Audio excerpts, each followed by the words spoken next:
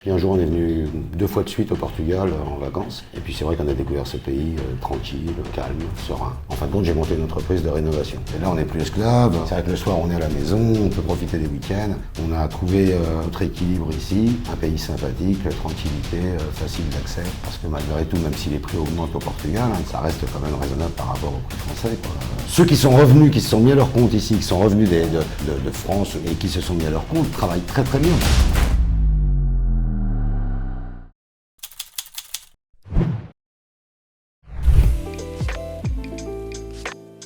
Anne et Pascal. Voilà, nous sommes à Cadaval, exactement. À 70 km de Lisbonne par une très belle journée chaude, comme sont toutes les journées. Comment êtes-vous arrivé ici? Bonne Qu'est-ce qui s'est question. passé? Pourquoi? Quand? Et pour quelle raison vous avez décidé de bouger? Qui va? À quel moment? On a décidé de bouger. On avait un restaurant en France, à La Baule, et durant 6 ans, je crois. Et puis c'est vrai que bon, c'était beaucoup de travail, C'était beaucoup de charges. beaucoup de travail, d'employés, beaucoup de charges, beaucoup d'employés, beaucoup d'heures d'ouverture. Et à un moment donné, on a voyagé et tout, c'est vrai qu'on avait longtemps. À un moment donné, on était parti on pensait aux pays asiatiques, mais très compliqué parce que des royautés, etc., donc c'est pas Vous n'êtes évident. jamais propriétaire, donc. Voilà, on n'est jamais propriétaire. Et puis un jour, on est venu 2 fois de suite au Portugal en vacances. Et puis c'est vrai qu'on a découvert ce pays tranquille, calme, serein, où il fait beau, et avec une campagne magnifique, que de la côte, avec l'océan. Donc on s'est dit, pourquoi pas un jour. Et puis un jour, on a pris la décision de quitter la France, de quitter le brouhaha de la France, l'insécurité, les charges, le fait qu'on ne puisse pas vous laisser travailler sereinement parce que on travaille, on développait, mais quelque part des administrations vous bloquent. Donc on s'est dit on va partir, on va tout vendre, on va partir, mais on a franchi le cap, on a vendu la maison, on a vendu le restaurant et on est venu avec l'optique d'acheter un restaurant. Voilà. Donc en fait, on avait un plan de rachat de restaurant. Et mais ça maintenant, ça va faire 5 ans au mois de septembre. Et donc en fait, la personne à qui on devait racheter le restaurant, finalement, n'a pas été Jusqu'au bout. Jusqu'au bout. Elle nous a pas. On s'était fixé sur un prix, puis finalement, elle nous a mis un autre prix, mais une fois qu'on était ici. Donc pendant 1 an, on a cherché quand même pas mal dans la région. Et il y avait toujours quelque chose qui n'allait pas. Et finalement, heureusement, parce que le Covid est arrivé. Donc du coup, on a changé d'optique. On a changé notre fusil d'épaule, mais c'est là qu'il faut être accompagné parce que quand vous arrivez au Portugal, le problème c'est quand vous êtes français ou francophone ou allemand ou d'ailleurs ou anglais, peu importe, vous arrivez forcément avec le camion de la Brinks qui vous suit pour les Portugais. Donc une affaire qui va valoir 300 000, on va vous la vendre on va vouloir vous la vendre le double. Donc c'est là qu'il faut être bien accompagné, justement avoir un bon accompagnement pour pas tomber dans ce panneau d'acheter des affaires qui vont être vendues 2 fois le prix qu'elles valent en fin de compte. Donc nous, on savait à peu près le prix des affaires, comment évaluer le prix d'une affaire, donc on n'est pas tombé dans le panneau. Mais pour les gens qui veulent acheter un commerce ici, oui, il faut être accompagné parce que sinon on va vite dépenser beaucoup plus que ce que cela vaut en vérité. Voilà, il faut bien s'entourer. Voilà, bien s'entourer, ça c'est clair. Donc on a effectivement, au bout de 4 ans, 4 années, 3 années, on a changé notre fusil d'épaule. Le Covid est arrivé. Le Covid est arrivé, donc ça a bloqué un petit peu tout. Voilà, et puis. Et donc moi, à la base, je suis artiste peintre, Anne sculpteur, peintre aussi et sculpteur. Donc on a quand même continué dans Anne expose en galerie sur Lisbonne actuellement, à exposer partout bien sûr, partout en France, en Europe et un peu partout dans le monde. Moi en France notamment, et puis à Lisbonne aussi. Mais on a continué dans la voie artistique aussi, parce que c'est une passion.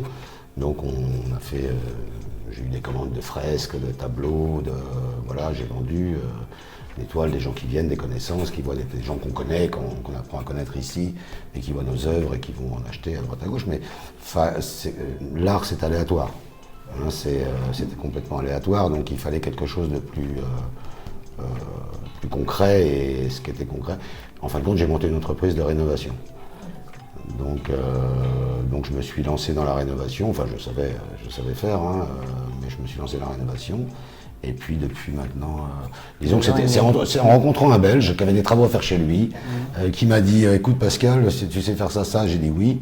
Et puis au bout de 6 mois, j'avais tellement de choses à faire chez lui, au bout de 6 mois, il me dit mais mets-toi à ton compte, attends, achète-toi un camion et mets-toi à ton compte et parce que tu vas avoir plein de gens qui vont te. Parce que le portugais est gentil et serein et calme, mais trop calme dans le travail. C'est-à-dire que c'est Amania. Amania, normalement, ça veut dire demain, mais quand il vous dit Amania, vous le voyez un mois après. Enfin, après, c'est pas tout le monde. Hein, pas tout le monde, mais il y en a beaucoup. c'est un peu le. Donc c'est vrai que les clients aiment bien que les travaux se suivent, le travail un peu à la française, avec un peu plus de rigueur. Et c'est pour ça que ça a bien fonctionné tout de suite. Et aujourd'hui, ça va faire 2 ans maintenant. 2 ans et demi. 2 ans et demi. Et aujourd'hui, je travaille sur Lisbonne. Je n'arrête pas de travailler sur Lisbonne. Je construis des restaurants. Là, je suis sur la construction d'un restaurant. Je suis maître d'œuvre sur la construction d'un restaurant. J'en ai un deuxième à construire après. Enfin voilà, j'ai beaucoup de travail. Tout va bien. Et donc finalement, c'est quoi? Ah mais c'est génial. C'est mieux que le restaurant? Oui. Ah bah oui. Oui, là on n'est plus esclave, là le soir, enfin là je travaille à Lisbonne donc je suis pas là tous les soirs en ce moment, mais c'est vrai que le soir on est à la maison, on peut profiter des week-ends. Quand vous travaillez pour un restaurant, vous travaillez la semaine entière. Et le week-end. Et les week-ends avec toutes ces contraintes et jusqu'à des heures pas possibles. Non, on est très bien, on a trouvé notre équilibre ici, un pays sympathique, la tranquillité, facile d'accès. Et simple comme tout, et puis pour le pouvoir d'achat aussi. Parce que malgré tout, même si les prix augmentent au Portugal, hein, comme en Europe, hein, c'est un peu la loi européenne, ça reste quand même raisonnable par rapport au prix français. Il n'y a pas photo. Il n'y a pas photo là-dessus, donc une qualité de vie, une facilité pour vivre qui est un petit peu plus, qui est un peu plus sympa. Le Portugais est un très bon maçon quand il est à l'étranger, c'est-à-dire quand il est tenu par des Français, des Allemands, c'est-à-dire quand il est cadré. Le Portugais, qui a toujours été maçon au Portugal, moi j'ai démonté des maisons, hein, j'ai démonté des choses, et bricoleur. Bon, après, ceux qui sont restés sont peut-être pas les plus... C'est ça, c'est ce que je veux dire. Ceux qui sont revenus, qui se sont mis à leur compte ici, qui sont revenus de France ou ils sont de Suisse et qui se sont mis à leur compte, travaillent très très bien parce qu'ils ont été aussi avec des Français, avec des Suisses, avec des Allemands. Puis il y avait peut-être aussi dynamiques qui voilà. Bien sûr. Mais le maçon portugais... Ils ont bénéficié d'un savoir-faire. D'un savoir-faire aussi. Le maçon portugais qui travaille en France est un des meilleurs maçons. Le mec, il bosse, quoi. C'est des bosseurs, c'est des travailleurs. C'est celui-là qui est toujours resté au Portugal, c'est le Portugais. Tranquille. Tranquille. Si on doit faire un peu de ciment, si avec une petite cale de bois ça doit coller, on mettra une petite cale de bois. C'est un peu ce côté tranquille. Comme mon grand-père. Voilà, mais bon, c'est marrant, quelque part. Voilà, ça n'a rien de méchant. Mais donc, forcément, en tant que Français, j'ai plein de. Aujourd'hui, j'accepte même. Enfin, là, j'ai accepté un chantier parce que c'est un voisin. J'ai refait plein de maisons là dans le quartier. J'ai refait beaucoup de maisons. Mais là, j'ai accepté un chantier parce que c'est un voisin. Mais sinon, j'ai un client aujourd'hui à Lisbonne qui a tous ses restaurants, à qui je construis des restaurants. Je ne travaille plus pour un client pratiquement. Et ça me suffit, quoi. Mais c'est un gros client. C'est un gros client. Étranger. Étranger. Je travaille, j'ai des gars qui travaillent pour moi, électriciens, ingénieurs électriciens et tout. Et puis j'ai aussi mon entreprise, mon associé qui a une entreprise de maçonnerie, de maçonnerie et autres, hein, qui loue des échafaudages et tout, des Andheim. Il en loue des milliers de mètres carrés sur Lisbonne d'ailleurs, parce que c'est des trucs professionnels, des échafaudages. Donc je travaille avec lui aussi, donc il y a des maçons, il y a les gars qui font le placo, il y a les menuisiers, il y a tout. Donc on bosse, on est sur le chantier toute la journée. Bon, moi je suis maître d'œuvre, mais je bosse aussi. Hein. C'est mon client. Tu ne les regardes pas faire, quoi. Je ne les regarde pas faire, hein. Je travaille avec eux. Et vous bossez, alors finalement, plus cool, meilleure marge, quelque chose que ce que vous auriez fait en France. En fait, en France, vous l'avez fait, mais vous l'avez arrêté. Vous n'aviez pas envie de continuer de faire. Non, en France, je travaillais dans la restauration avant l'autre restauration, la restauration alimentaire. Ouais, c'est un restaurant qu'on avait, c'était différent. Donc aujourd'hui, je restaure les maisons. En France, je restaurais les personnes. Oui. Donc non, le truc ici, c'est qu'au niveau des prix des matériaux, même s'ils ont augmenté, restent quand même, parce qu'ils ont augmenté, ils ont nettement augmenté, restent raisonnables par rapport à la France, mais vous avez beaucoup moins de charges. Plus de facilité de travail, vous avez moins les inspections qui en France vous empêchent de travailler constamment, vous bloquent pour de toute façon vous mettre des amendes et que vous payez, enfin les taxes et tout. Ici vous n'avez pas ça, on vous laisse travailler. À partir du moment où vous travaillez, Je crois que le gouvernement et les institutions sont contentes qu'il y ait des Portugais qui travaillent, qu'il y ait des étrangers qui arrivent et qui fassent travailler aussi, qui développent l'économie. On participe à l'économie du Portugal. Donc, bien, ils vous laissent travailler. Ils vous bloquent pas, ils vous embêtent pas, ils vous mettent pas de pression et vous pouvez travailler beaucoup plus sereinement. Et comme les charges sont moindres qu'en France, forcément... Vraiment moindre. Ah oui, oui. Assez bas, généralement. Elles sont moindres, mais bon, les impôts sont aussi en fonction de Oui. ce qu'on gagne. Bon, on ne va pas dire que c'est pas le paradis non plus. Hein. Non. Mais c'est comme partout. Après, la TVA, elle est plus chère qu'en France, hein, puisqu'elle est à 23%. 23% en France, pour elle tout. est à 20%. Pour tout. Donc, voilà. Mais... Non, mais pour tout. Il y a des TVA à 9%, 6%, 9% sur des choses en France. Ici, c'est tout à 23%. Mais à côté de ça, vous vous y retrouvez de toute façon parce que vous travaillez plus sereinement, plus tranquillement. Je vous dis, vous n'avez pas de pression des administrations de contrôle, des choses qui vont vous dire vous n'avez pas mis les chaussures de sécurité, ça va être tant, vous avez oublié de mettre un casque ou un cône là, il y a un cône qui a l'air de mettre là, c'est 300 €. Non, là, on vous laisse travailler. Vous faites attention, vous êtes conscient des risques et de ce qu'il faut faire de toute façon, mais à côté de ça, on vous laisse travailler, on ne vient pas vous embêter pour vous prendre de l'argent sans cesse, quoi. C'est le mot qui revient tout le temps chez tout le monde. Hein. Oui. Tous les Français réinstallés ici qui travaillent, c'est toujours je travaille plus serein. Ah oui, complètement. Et plus cool, à ma main, et Bien j'ai sûr. de meilleures marges en fait. Bien sûr. Une meilleure vie, je fais de meilleurs chiffres, pas en montant mais en marge. En marge, de toute façon, c'est la marge qui compte, hein. C'est pas le chiffre d'affaires, c'est la marge. Donc à partir du moment où vous récupérez, enfin vous avez beaucoup plus que quand vous êtes en France. Quand vous avez tout retiré en France, avec tous ces impôts de lobby qui s'appelaient comment? Non, l'autre, l'assurance obligatoire là. Je sais plus, le RSI. Ouais. Le RSI et tout, c'est la plus grosse arnaque de toute façon. Et non, ici, vous savez que vous avez vos impôts à payer comme tout le monde, c'est normal. Mais à côté de ça, vous n'avez pas toutes ces taxes, vous travaillez beaucoup plus sereinement dans votre tête. Vous n'êtes pas la nuit perturbé par ce qui s'est passé hier ou par ce qui va se passer demain. En France, si. En France, de toute façon, si vous n'êtes pas dans comment on appelle ça, le stress permanent, vous n'avancez pas. Il faut être dans le stress pour avancer. Ici, non, au contraire, vous n'êtes pas dans le stress du tout et tout va très bien. Et vous avancez, donc ça c'est parfait, quoi. Là, je pense que le portugais est resté sur ses bases de pays latins, où tout est, un climat aussi certainement qui y fait, mais où tout est beaucoup plus serein, tout est plus calme, beaucoup moins stressant. Et nous, dans nos pays comme la France ou d'autres autour, on est rentré dans des pays de capitalisation à tout va, et où, comme je vous le disais, si vous n'êtes pas dans le stress et vous n'avancez pas plus vite que la musique, eh bien de toute façon vous reculerez.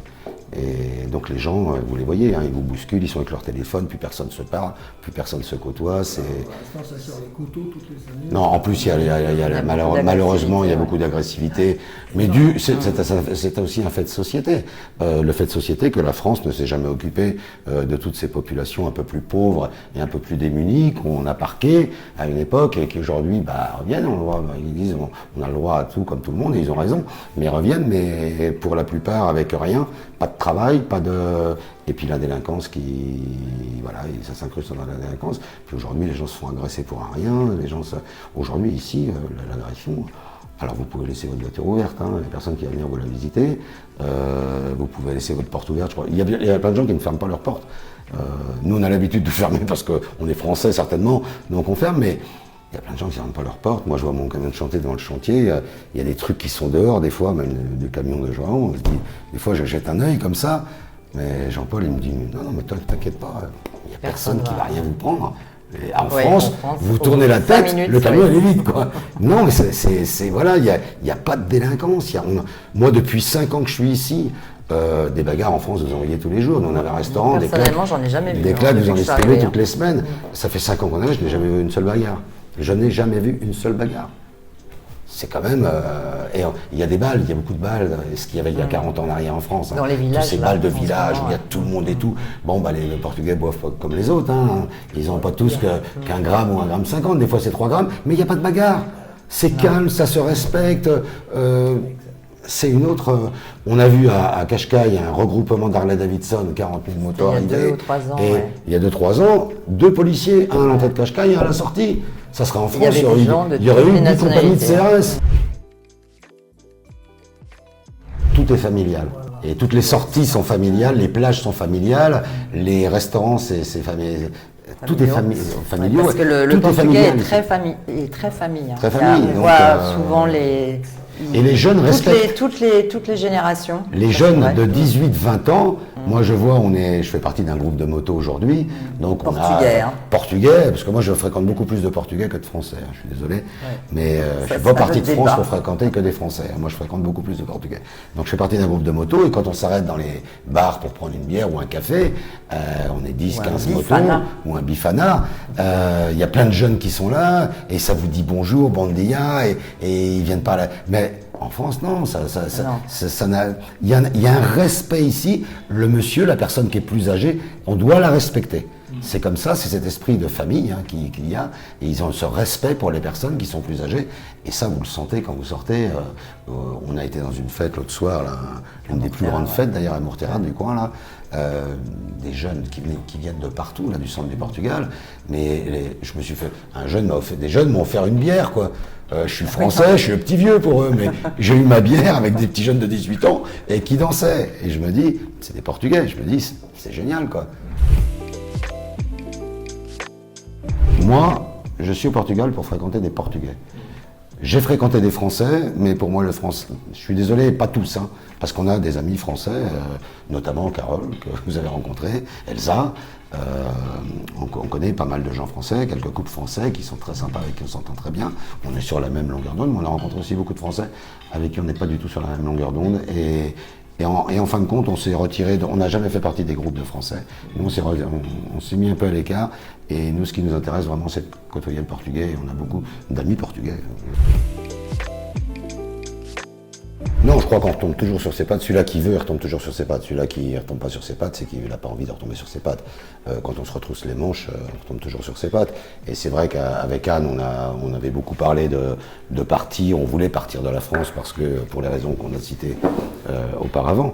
Mais c'est vrai qu'en venant ici, je pense que les personnes qui ont travaillé à l'étranger dans ces pays stressants dont la France fait partie, s'ils veulent travailler ici, tout sera plus facile. S'ils veulent faire la même chose que ce qu'ils faisaient en France, ou faire autre chose, ou développer autre chose, je pense que tout sera plus facile. Parce qu'il y a, comme on disait auparavant, il n'y a pas ce stress, il n'y a pas toutes ces charges derrière, il n'y a pas... voilà, tout est plus tranquille, donc tout est plus serein. Donc d'une manière ou d'une autre, si les gens ont réussi à faire quelque chose en France, ici forcément qu'ils réussiront multiplier par 10. Parce qu'il n'y a pas toutes ces contraintes que l'on trouve en France ou dans certains pays européens. Est-ce qu'il y a besoin de ces gens-là ici? Portugal, de nous? Ouais. Je crois que oui. Compte tenu de l'économie qui remonte, on sait que c'est toujours un peu compliqué, compte tenu de l'économie, oui. Aujourd'hui, il y a une vraie demande, en tout cas, dans ce type de travail. Mais est-ce qu'on a besoin de nous? Vous parliez aussi des étrangers. Oui, de ces étrangers actifs. Est-ce qu'on a besoin de ces étrangers oui, partout, partout. Oui, je pense. Partout. Et puis on a bien eu besoin d'étrangers actifs en France à certaines périodes où le français ne voulait pas se sortir les doigts. Et puis après, ça vous crée le besoin aussi. Voilà, c'est ça. Et puis je pense aussi qu'on apporte, comme disait Anne, un plus à l'économie aussi. Le Portugal a besoin de tous ces étrangers, qui soient retraités ou qui soient actifs. Nous, on est actifs, on est de plus en plus d'étrangers à être actifs, à être venus ici, sans connaître vraiment le Portugal. On est venu 2 fois en vacances, pendant 10 jours, en se disant, c'est merveilleux, il fait du soleil, c'est tranquille, c'est calme et les gens sont gentils. Eh ben, on va bouger, on va tout plier, on va venir s'installer ici. Alors oui, c'est prendre un risque, mais le risque, là, on s'aperçoit qu'il est zéro. Parce que d'une manière ou d'une autre, vous retrouvez une maison qui va être beaucoup plus grande et plus belle que celle que vous aviez pour moins cher. Si vous voulez travailler, c'est facile. Si vous avez un savoir-faire que vous avez développé en France ou ailleurs dans d'autres pays, et vous arrivez ici, vous vous relancez soit dans la même chose, soit dans autre chose. Si vous voulez travailler, vous retombez sur vos pattes facilement. C'est facile, tout est plus facile. Et puis avec moins de stress, donc quand il y a moins de stress, tout est plus facile. Et je crois que les gens, il y a beaucoup de personnes qui ont...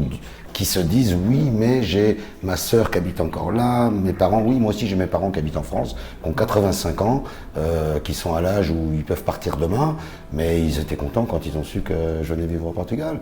Et ils m'ont dit, mon gars, va, c'est ta vie, quoi, je veux dire. Et puis si j'ai envie de les voir, c'est qu'à 2 heures. Hein. En avion, c'est pas non plus le bout du monde. Et si eux veulent venir, c'est exactement pareil. Donc on a des enfants en France, à Londres. À Londres, c'est pareil, l'avion c'est 2h30 quoi. Ils sont venus il n'y a pas longtemps, les filles, 2h30 d'avion, tac, et voilà. C'est 5-6 jours ici. Et puis... Donc tout est prêt. Des fois, les gens qui sont en France, qui habitent un à Paris et l'autre à Marseille, se voient beaucoup moins que nous avec des gens qui habitent en France ou à Londres. Donc oui, c'est... Puis après, c'est soi-même qui s'exportons. Enfin, ce que je veux dire, moi j'ai eu la chance, c'est mon 5e pays, le Portugal. Hein. Voilà. Mais ce que je veux dire, c'est que partout où j'ai habité, c'est souvent un peu la mentalité française. Il y a des Français qui sont pas contents, qui sont pas bien, que ce soit à Londres, à New York, à Washington ou à Genève. Et en fait, quand on déménage d'un pays à l'autre, c'est toujours nous que l'on transporte. Donc si on n'est pas bien nous-mêmes dans un pays, on ne sera pas bien nous-mêmes dans un autre pays. Et il y a des gens qui sont perpétuellement insatisfaits. Et donc en fait, c'est toute la manière dont on va approcher le nouveau pays. Après, bon, ça c'est pas très bien de le dire, mais il y a certains Français qui ont l'impression que c'est aux Portugais de s'adapter à eux. Oui. Et ça, c'est un truc, moi, qui me gêne un petit peu. Parce que quand on arrive dans un pays étranger, c'est à vous de vous adapter avec vos moyens pour apprendre la langue, de venir vers les gens. Voilà, vous êtes invité, entre guillemets, mais c'est... Bien sûr, il faut... C'est pas aux Portugais de s'adapter aux Français et de... Le vrai voyageur, de toute façon, voyage pour aller apprendre les cultures ailleurs et vivre selon les cultures des pays qu'il fait. Après, vous avez les gens, et c'est pour ça que beaucoup de retraités sont partis aussi, sont venus en se disant, bon voilà, on va trouver l'Eldorado, et puis un petit peu tout nous est dû. Non, vous arrivez dans un pays, pas tous, pas tous, parce qu'il y en a, heureusement, mais une minorité sont venus en pensant que tout allait... Non, vous arrivez dans un pays, vous devez accepter leur culture, vous devez vous mettre au diapason du pays qui vous accueille, et puis voilà, puis les respecter. Parce que c'est tout ce qu'ils demandent, les Portugais. Les Portugais, c'est un peuple pauvre, quelque part, c'est un pays pauvre, et ils demandent juste à être respectés, pas plus. Et quand vous savez faire ça, tout vous est ouvert. Tout. C'est-à-dire que c'est facile de monter son entreprise, c'est facile d'avoir un réseau, c'est facile, tout est facile. Moi, j'ai des fournisseurs aujourd'hui. Je me sers dans leur dépôt et je leur dis j'ai pris ça, je reviendrai la semaine prochaine. Et, obrigado. C'est presque eux qui me remercient, quoi. Mais c'est une confiance totale. Voilà, si vraiment on va vers eux, vers ce peuple portugais, et ils nous feront une facilité pour tout, mais c'est incroyable, quoi. Et c'est pourquoi de plus en plus de Français, je crois qu'il faut franchir. Voilà, le plus dur pour les gens, pour les Français, c'est de franchir cette marge, de dire je vais à l'étranger. On n'est qu'à 2 heures en avion du centre de la France. C'est l'étranger. Le portugais. Le portugais, ça a été un de nos frères, parce qu'en France, quand même, on en a eu beaucoup. On a tous côtoyé à l'école, dans le travail. C'est des gens qui sont remarquables, des gens tranquilles, des gens. Donc vous venez ici, des gens en toute sécurité, vous le savez parce que vous les avez fréquentés en France. C'est vraiment une population formidable. Et puis tout est facile, donc il faut franchir le cap, il faut venir. Il y a les enfants, c'est vrai que ceux qui ont les enfants dans les études, genre 16-17 ans, quand les enfants qui ont 16-17 ans, c'est peut-être un peu plus compliqué. Mais les enfants qui ont 18-19 ans, qui commencent à être émergés, enfin, à avoir leur propre petit studio et tout, bon, ça pose pas de problème pour les personnes à venir. Et quand les enfants sont petits, il y a des écoles qui les acceptent. La France a toujours été le pays des râleurs, mais personne ne veut prendre de décision. À un moment donné, nous, on a râlé, on a pris la décision. On est parti, c'est tout. Et on l'avait dit, quand on le disait à nos clients, on disait non, vous n'allez jamais partir. Si, on va partir. On va partir, mais définitivement. Parce qu'on ne peut plus. Parce qu'on est assommé par toutes ces charges, par toutes ces taxes, par toutes ces obligations, par ce stress, par cette insécurité, par ce pouvoir d'achat qu'on n'arrive plus à suivre. On avait quand même, en été, on était à 10-11 employés, quoi. Quand vous avez passé vos vacances à travailler 7 jours sur 7, 17 heures par jour, et qu'au mois d'octobre, vous n'avez plus rien, parce que vous avez été obligé de tout redonner à l'État, enfin, en moyenne, je crois que on travaillait j'exagère 10 pas, hein. mois pour payer les charges, je crois, et il restait 2 mois. Oui, c'est ça, pour, c'est ça. Il y a 2 mois où vous gagnez votre vie sur une année, mais pas- pour beaucoup de restaurants et beaucoup d'entreprises. Mais je veux dire, il y a un moment donné, il faut prendre une décision. Alors, faut arrêter d'aboyer. Il faut dire, bon voilà, aujourd'hui je vais prendre la décision, c'est facile, et des gens le disent, et moi je le dis, et d'autres l'ont certainement dit, aujourd'hui c'est facile et venez vous installer avec beaucoup moins de stress, beaucoup plus de facilité, du soleil, et puis c'est vrai qu'une vie tranquille, et puis une vie en toute sécurité, une vie où tout va bien se passer, quoi. Personnellement, oui, puis bon, je parle aussi l'anglais, donc il y en a souvent qui parlent anglais, mais non, mais moi je me débrouille en portugais. Mais sinon, quand je venais avec Pascal, j'aidais un petit peu à la traduction Oui, pour certains mots. Aujourd'hui, voilà. Après, c'est sûr qu'on n'a pas forcément le vocabulaire. Le conseil que j'ai à donner aux Français qui viennent s'installer au Portugal, c'est déjà d'aller sur Duolingo et commencer un an avant à prendre des cours sur Duolingo sur le portable. C'est plus instructif que de regarder Facebook souvent. Et donc ça apprend la langue. Et quand je suis arrivé ici, j'ai fait 1 an d'école à Bombaral, à côté, tous les jeudis soirs, 3 heures de cours, avec vous retrouvez des Français, des Anglais, de toute nationalité. C'est très sympa. Ça fait un réseau de personnes qu'on connaît. Et on faisait 3 heures de cours à Bombaral, ça se passe dans toutes les villes, hein. Et 3 heures de cours, c'est gratuit. Et vous avez votre diplôme, j'ai mon diplôme B2, et pendant 1 an, j'ai appris le portugais pour pouvoir me débrouiller. En fait. Mais je crois que c'est nécessaire, c'est nécessaire. Et c'est gratuit, et ça vous permet de rencontrer des gens. Le gouvernement portugais qui propose ça aux étrangers. Oui, tout à fait, gratuitement. Ça, c'est vraiment bien, quoi. Ça, c'est une très bonne initiative. Et c'est gratuit, vous rencontrez des gens, et ça permet aussi de faire son petit réseau dès qu'on arrive, avec des personnes qui sont en cours avec vous. Ça va être des Français, des Anglais, des Hindous, peu importe, mais c'est génial, quoi. C'est génial. Hein. C'est un melting pot. Donc ça, c'est la première chose. Savoir, pas forcément bien parler, mais se débrouiller, essayer de comprendre. De faire un effort pour essayer de se faire comprendre. Voilà, parce que le portugais, quand vous essayez de lui parler en portugais, il se dit, tiens, alors beaucoup parlent français, de notre génération parlent français, parce que leur famille travaille en France et tout, mais il voit que vous faites l'effort. Alors il y en a beaucoup qui vous parlent en portugais, et quand il voit que vous faites l'effort de lui parler en portugais aussi, de lui répondre en portugais, il se met à vous parler français. Là vous dites, mais vous ne pouviez pas me parler français avant. Bah non, mais en vérité, mais je crois qu'il faut faire cet effort-là. Voilà. Le seul effort, enfin, s'il y a un effort à faire pour venir au Portugal, c'est d'essayer de parler leur langue, même si c'est un tout petit peu.